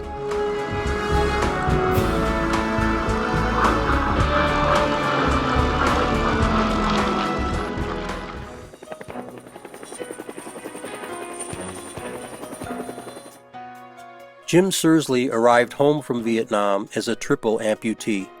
From the hospital in Japan, he was transferred to a hospital in Aurora, Colorado.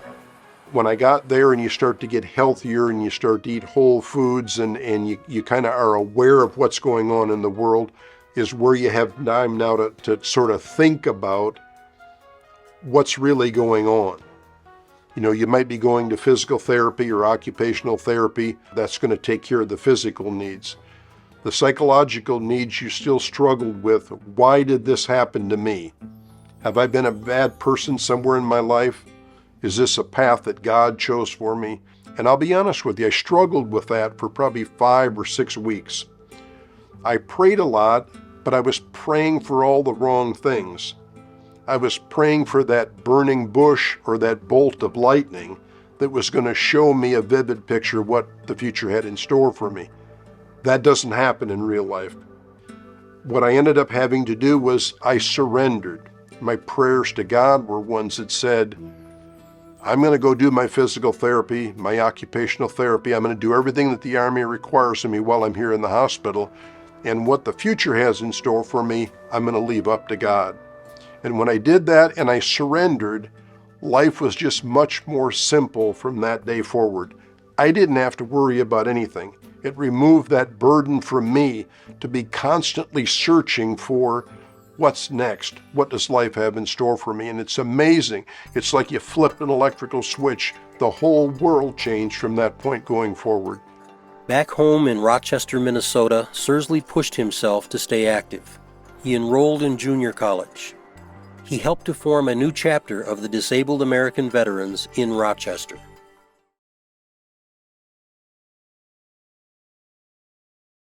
The ones that came out and got me were actually militia. They were in civilian clothes. One of them had a rifle. I don't mean to interrupt, but these are regular North Vietnamese. No, these are civilian. They're like militia. Oh, okay. They're in civilian clothes.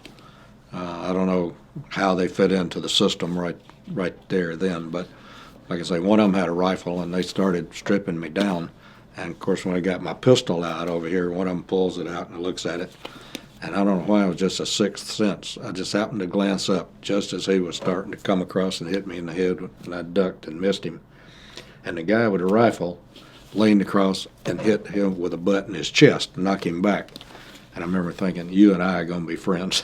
I don't know about the others, but I like you. But they packed me down. Well, they started me, took off my boots, stripped out everything out of the flight suit. One amusing thing, I carried a half a pack of Salems because we'd been told that Ho Chi Minh liked those, and if Ho Chi Minh did, most everybody else probably would. And I carried some Winston cigarettes too. They pulled the cigarettes out, looked at them, crumbled them up, and threw them away. And I said, well, so much for intelligence. But they started walking me, and I realized if I walked very far barefooted, my feet were not going to be in a condition to do anything else. So as we started down the trail, I started watching, and I saw a root coming up, and I hooked my foot in it and fell over and convinced them that I'd hurt myself. And I got them to carry me all the way down the side of the mountain. And we stopped in a little village. They put me in a house in the back corner on a bed. And I was there, I'd say, between 30 minutes and an hour. And he came in, tapped out, and walked back out. And I got in this, I called it a safari wagon. It was bigger than a Jeep, but not as big as you see safaris nowadays, but open vehicle with a canvas top. And they put me in the back seat, one guy on each side. They're holding my arms like this, so I wasn't tied up. But I looked up as the fellow on my left in English said, "You're now the prisoner of the Chinese Liberation Army." And what I saw in front was a picture of Mao Zedong and Lin Pao, head of the premier and the head of the People's Army. And I couldn't put my hand up and do the Marine salute, but I said something, well, okay, you really did it to yourself this time. Because I figured I was gone to China because we were that close to the border. I learned over the next 24 hours that that's why the gun sights were so good down there. The Chinese were running them all. And what we had rolled in over, literally, that got us was what we considered probably the best gun sight in North Vietnam. Of course, now I knew why. And later, in '79, when Deng Xiaoping came to this country, he acknowledged that they had 300,000 regular troops in North Vietnam for the war. So that's what they were doing. And it was also why we had been briefed about 2 or 3 weeks before that there would be no attempted rescues in the buffer zone right up near the border. That they finally acknowledged that those were the Chinese. And I'd have to say that overall, I was well treated with them. They brought me something to eat. They wanted me to do a radio broadcast, which I declined with no pressure. And that night, the commandant came in. They introduced him as the commandant. And through the translator said that if I cooperated with them, that I would be treated well, and I'd be taken to Beijing and be treated well. And I declined that kind of offer also, because in 1967, Beijing and the moon were about the same distance from Atlanta, Georgia, as far as I was concerned.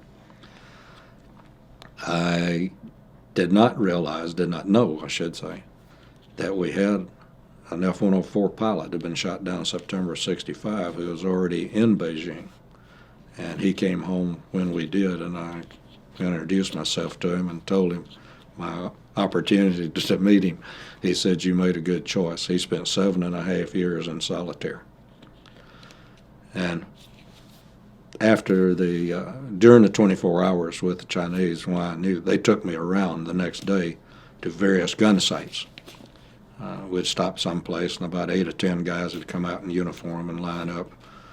And I called him the cheerleader. The head guy would get out his little red book, and he'd read and chant and read, and he'd chant.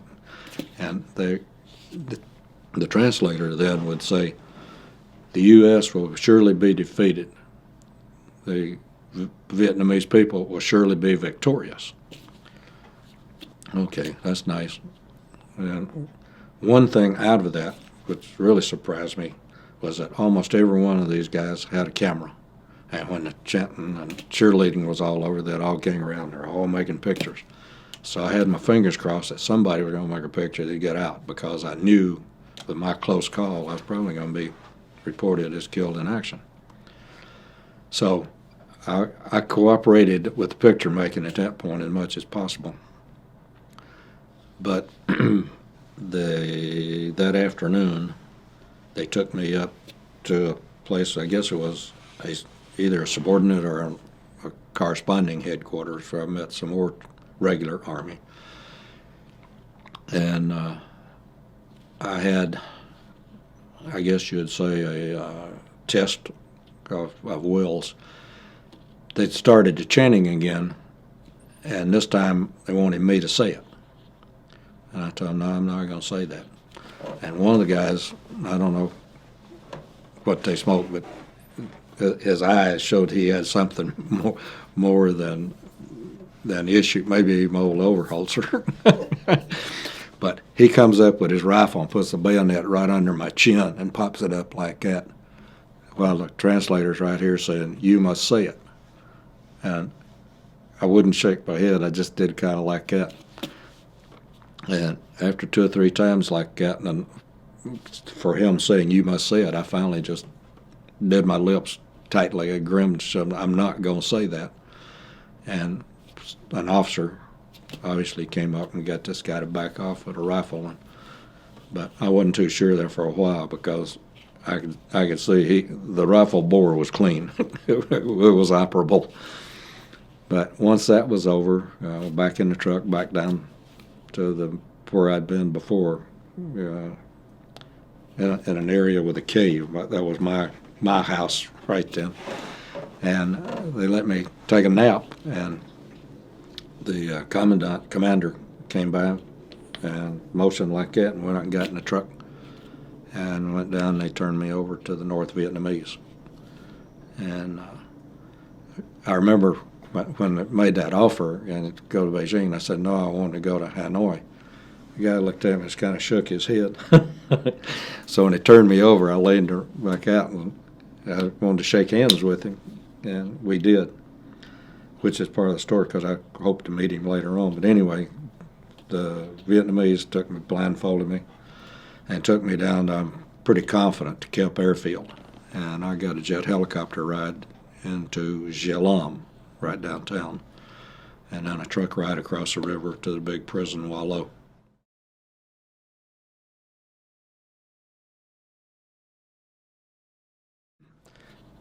We referred to Wallow as the Hanoi Hilton.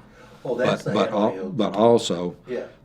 Hanoi Hilton tends to encompass all the camps.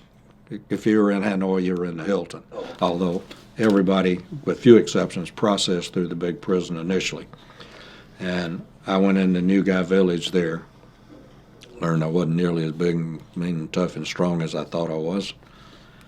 A couple of little fellas with a rope can get you to do and say things that you didn't plan to. And another one that got my arms up behind me for the better part of a day, convinced me to do some things.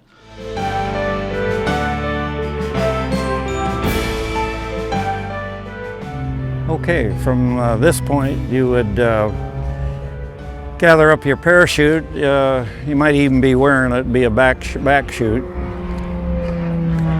and you mount the airplane from this side, or you could come up the strut on the front. Put me to work, and they said, okay, there's your airplane. Fly it up to Dong Ha, and you got a mission this afternoon. By the time we get on station there, then the tracers start flying up. The NVA knew the game is on. Once the artillery's coming in on station and we start firing it, then I'll get the TAC air. They'll come up on station, and then I give them a target briefing. You have to tell them which runway heading, which heading to come in on, which way to break out, what the target is, what the elevation is, where's the friendlies, where's the hostile fire. But we control the whole battle as a forward air controller. That's what we did. But when we got up to North Vietnam, it got pretty exciting up there. And I went into the tent to do the paperwork, and they were putting all of their gear into the B-25. And a two-star general, I looked up, and there he was. And he said, young man, I'd like to talk to you about your mission. And I said, sir, I came into this Air Force to fly for our country and fight the enemy. And I said, I had a taste of it in England. And each assignment I've had since has had nothing to do with combat. And I said, I think I'm as qualified to be a good fighter pilot as anybody could be. I said, I can hit the target consecutively, right side up or inverted. And I said, I can hit a target out of 4 consecutive loops. And that means every loop has to be perfectly round to be in position to fire in the target each time you come through. And it's very difficult. Most people do loops in this sort of L shape. You move out. And he listened to me and he said, young man, he said, that's a hell of a story. He said, if you can really fly that well. And I said, well, sir, you could contact Colonel McNichol, because he's watched me do these demonstrations I do. And I said, he told me if I could ever get a transfer that he'd make me a flight leader if I could get an appointment to his outfit. He's in the 52nd Fighter Group, he commands it. He said, son, you'll have your orders within 2 weeks. We got a 4-star general, General Haynes, another general coming up to Dong Ha to talk about what we had done on the 26th. All of a sudden, we don't know that there's a bombing halt coming 1 November. Everybody else knew but us. And the North Vietnamese knew that there was a bombing halt coming, and they threw everything at us. I had the last guys, the F-4s that were shot down before they went into the water. But we took so much fire. We wondered, like, what the hell is coming on? But by and by, the stones will crumble down. Better take it with a smile and try. Take it all in stride. Mr. President, I've been home since Friday, been to 2 dinner parties. No one asked me where I've been for the past year or what I've been doing. In case someone does, what would you like me to say? And he said, well, Colonel, you tell them that we are preventing the North Vietnamese from interfering in the democratic process in South Vietnam. I said, sir, I can't say that. Ask yourself, are all my dreams up on a shelf? And all I have to show is this wasted time. World War II was a total thing for America. We mobilized the entire country. In Vietnam, one of the things of the lousy war was that it was being run from the Pentagon, from Washington, from the White House. The Secretary of Defense was micromanaging everything, and it was like we didn't want to win. Whoa, the past is gone forever. You better leave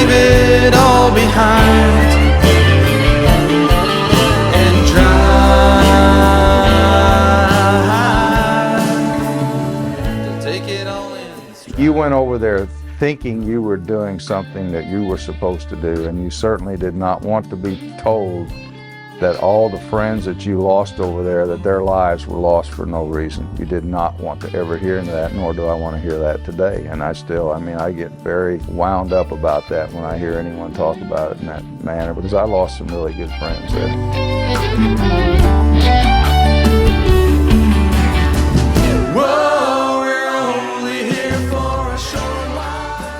Are you saying, has anybody done that?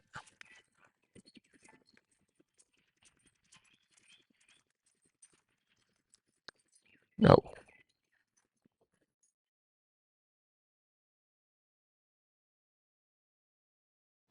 It had been opened in, I think, summer, June, July area of '66.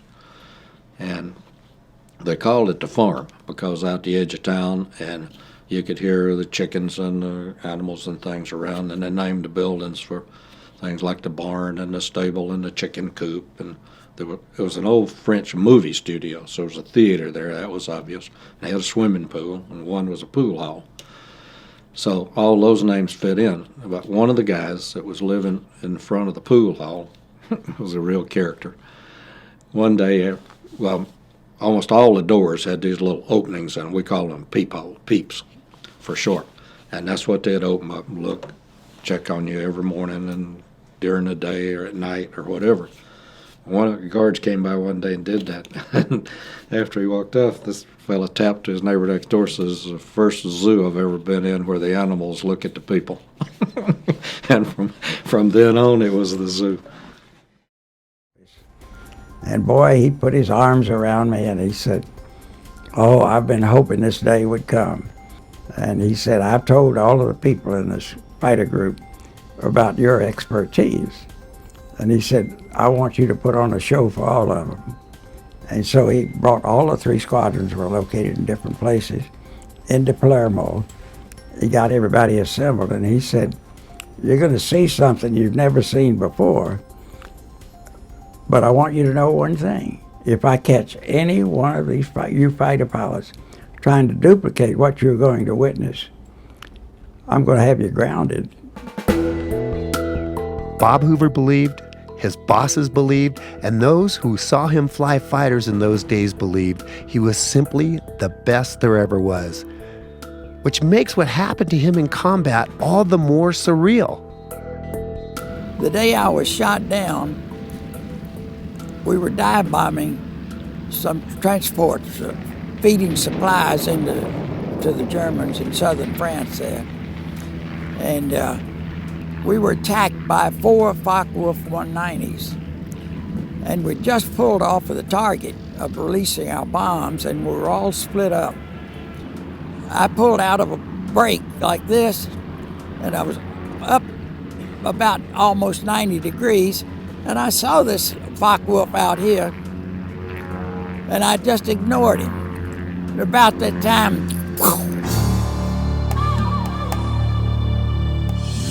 I was hit. And believe it or not, it was a 90-degree deflection shot. Well, I knew I had no choice. The fire was so bad, I just rolled it upside down, and I hoped that they wouldn't hit me again.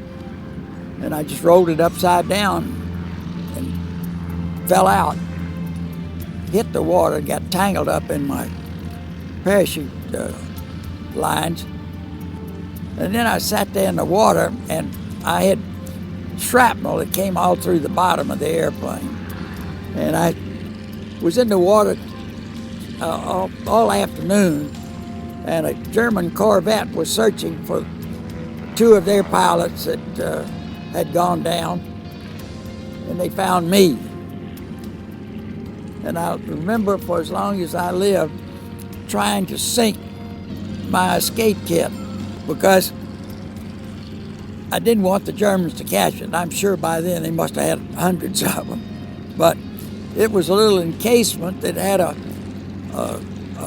little saw blade encased in rubber, which you inserted in your rectum. And it had a map, a cloth map of the area we were fighting in. and it had some chocolate bars, some other things that could keep you from severe pain. This it was a Corvette, and it had like a ladder coming down with a platform on the bottom right near the water line. So finally they had a long pole with a hook on it, and they hooked me and pulled me onto that platform.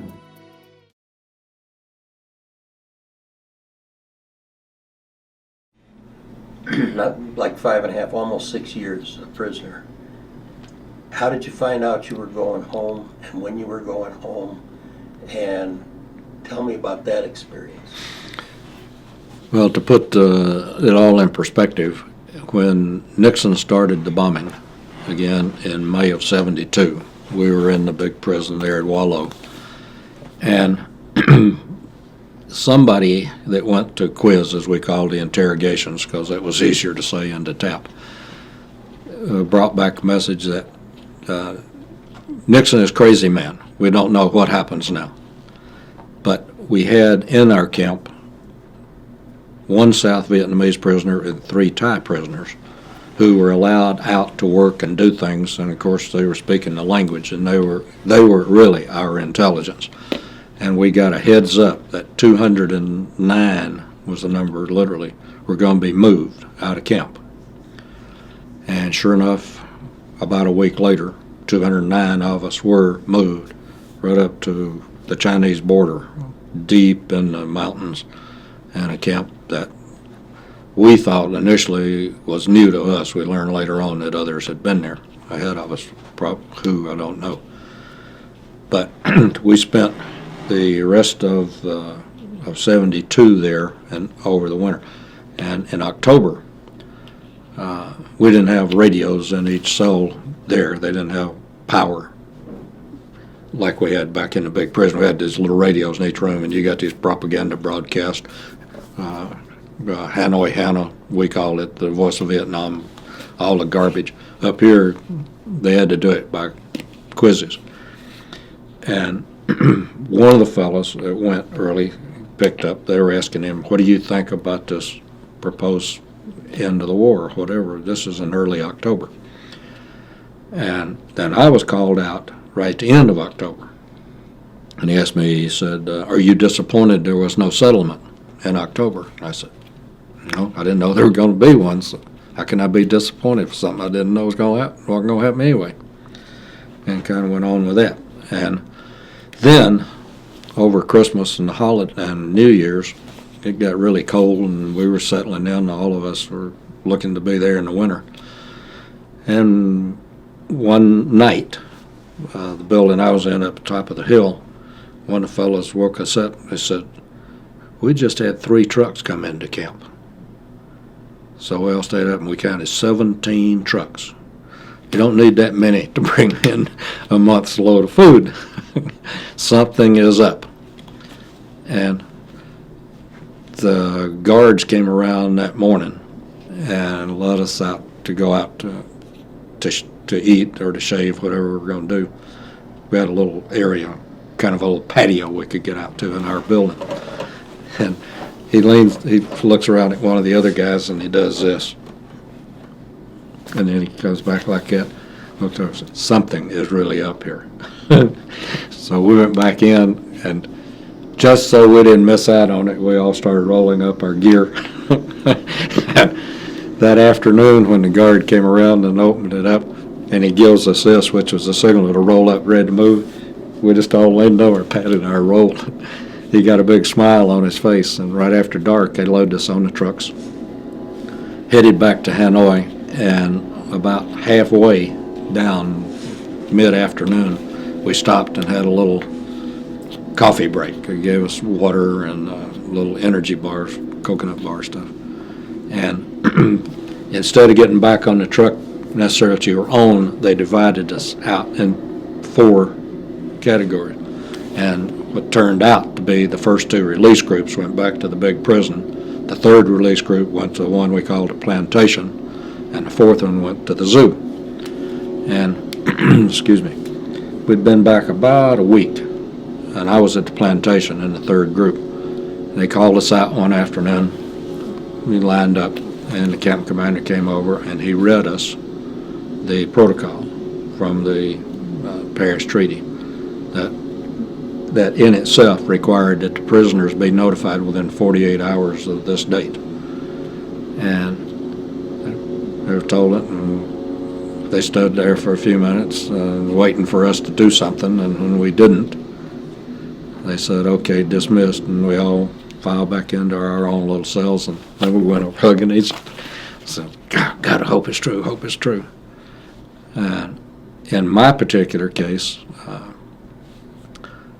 I was pulled out and taken up to Wallow. It turns out that after the first release group, there was a little difference of opinion between, and the conditions for release were that everybody would be released in 4 equal increments over the next 60 days. So, and with the sick and wounded being released first. Well, the U.S. expected that to be release the sick and wounded, then 4 more increments. The Vietnamese interpreted to be the sick and wounded would be in the first increment. So they had a little hassle about that. And somehow they came up and released 20 guys, just pulled almost at random, came out. So as that was going on, I was pulled up to the second release group. Then they decided, no, the count didn't work, so I went back to the plantation. And then they pulled me out again. And whatever the problem was, we were supposed to be released on the 1st of March.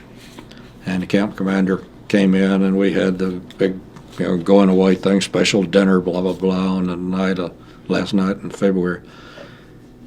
And then he told us, he said, maybe you do not go tomorrow. There is a small problem. I will let you know. So the next morning he comes in and said, I don't think so today. And that night he said, maybe tomorrow. And then by March the 3rd, we were said, oh, to hell with it. I hope somebody got out of here anyway. And he came in that night and he says, I think tomorrow, okay.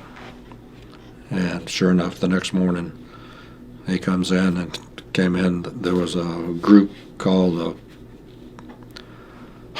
I forget the exact name, but there were an Indian, a Canadian, a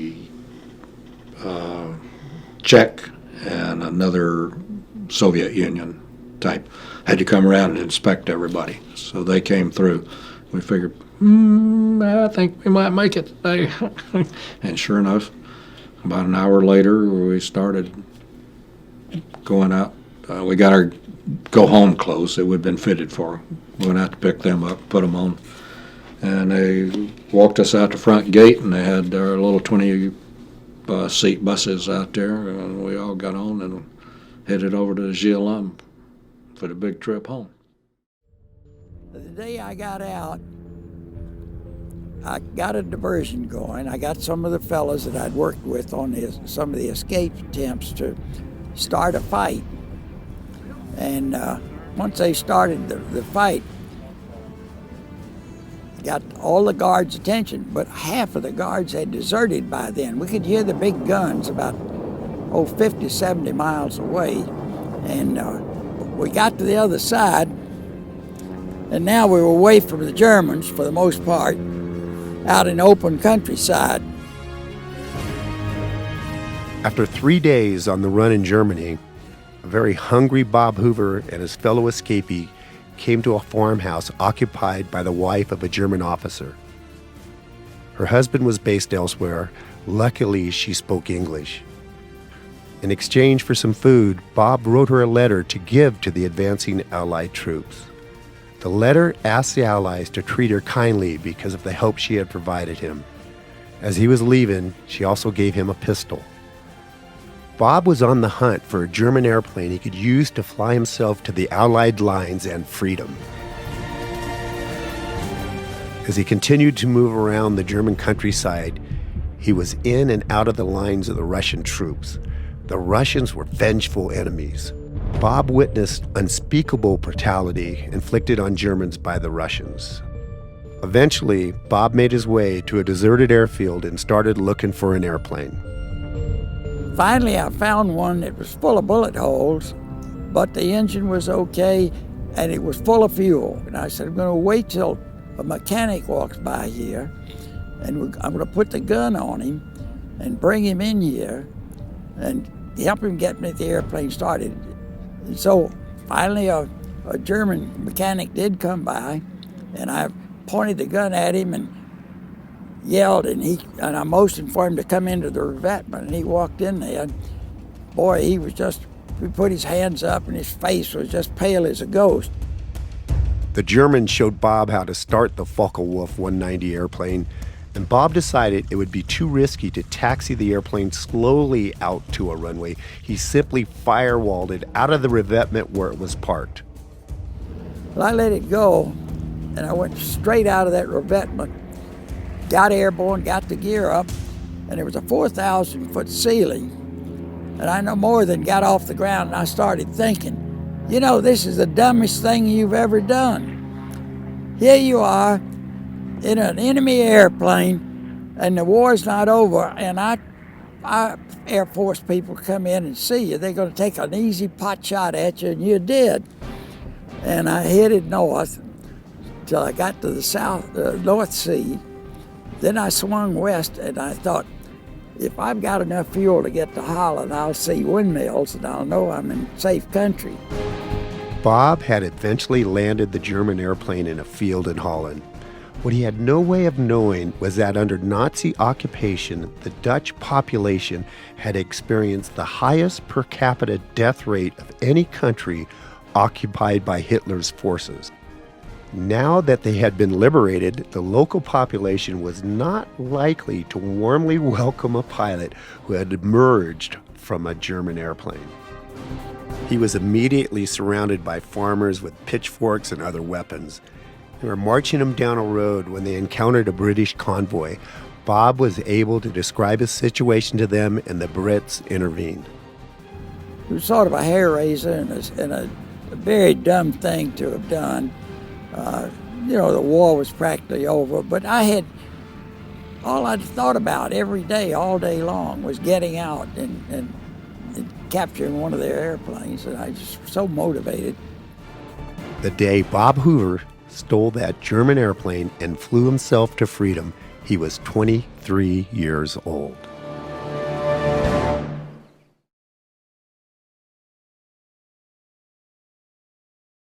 I'd like to hear this. Well, we got out there as we pulled out onto the ramp, and I saw that 141 out there. Of course, working out there, my neighbor at Craig had gotten out of the Air Force and was test pilot in 141, and I'd walked out into one just before I left to go to Southeast Asia. And when I saw that airplane, the United States of America, and that big flag up there, and I told a lot of people, when I walked down and walked up that ramp, I could smell the red clay out of North Georgia. I knew I was going home. Is that just an expression, or did you really feel like you smelled? I started feeling like I'm headed home, yeah. Well, the one question I want to ask you, the penultimate, next to the last, is a lot of things changed for you while you were a prisoner. You found out about losing your father and losing other family members and your wife. And again, if you don't mind my asking, what sustained you through that? Well, I had premonitions, or indications, I guess you'd say, on both. I only got 2 letters from my wife, and there were 6 lines, but she only used about 4 of them. So all she just said was, the children are fine, they help a lot. Another one was, I moved to Atlanta to go to Emory, the children doing well. You could almost read into it the indifference.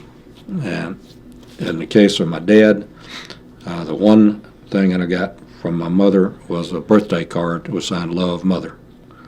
And that was probably one of the really low points when I realized he was gone, because I was looking forward to seeing him. I knew he was in bad shape when I left, but I was looking forward to going back and seeing him again.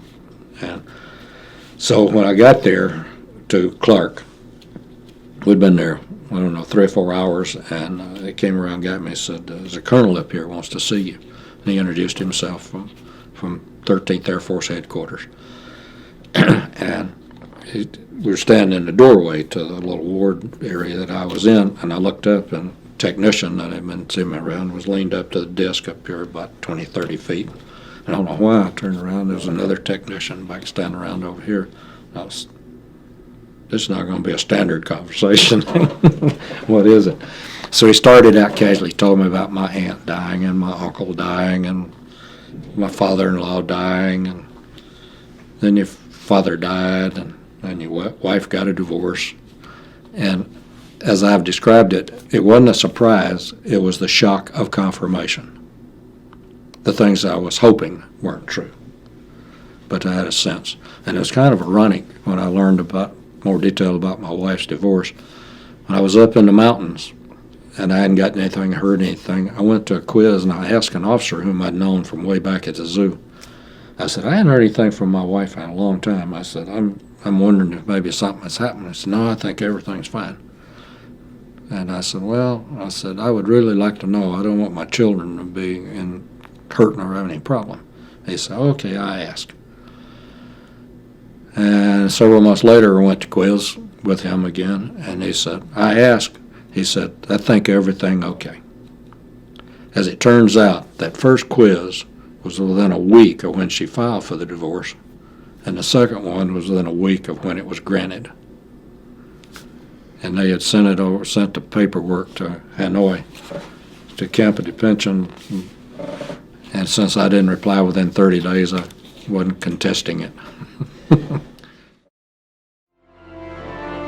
When you first lose your freedom, and I've said this to so many young people, you don't know what we have here in this country till you can't see that red, white, and blue flag. You don't know what that stands for. That's freedom.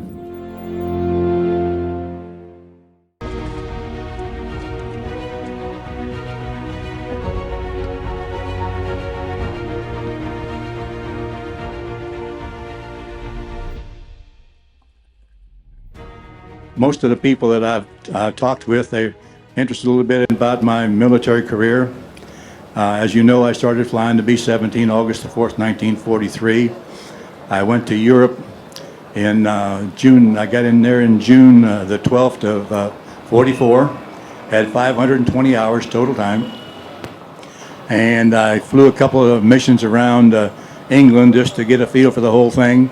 And then on June the 21st, I had my first mission, and it was to Berlin.